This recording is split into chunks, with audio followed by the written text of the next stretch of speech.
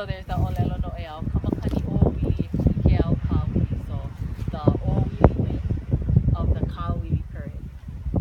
Some people call them Kawili. I learned it as Kawili.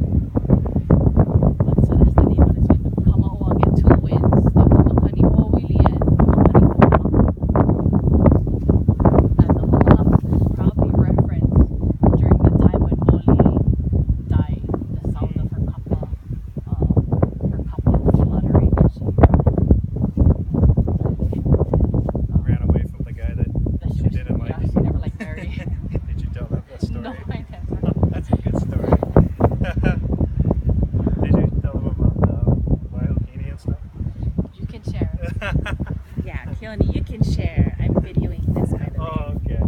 So, at that point there is Moli Lalehea.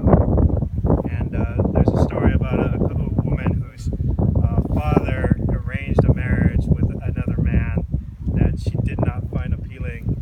So she killed herself. She jumped over, off the cliff.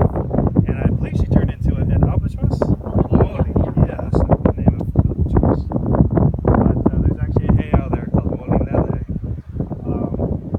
And at the base is Keoni, which is a really important village to the Hawaiians because that was the seat of government for Ka Lae.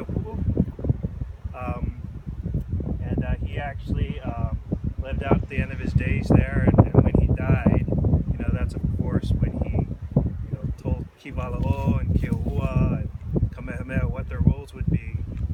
And apparently there was a big procession of canoes that took his remains back to Kona. I think he was buried there at Maleokia. A lot of people don't realize that this is actually where Ka Lae ruled the Big Island, and this is where he planned out a lot of his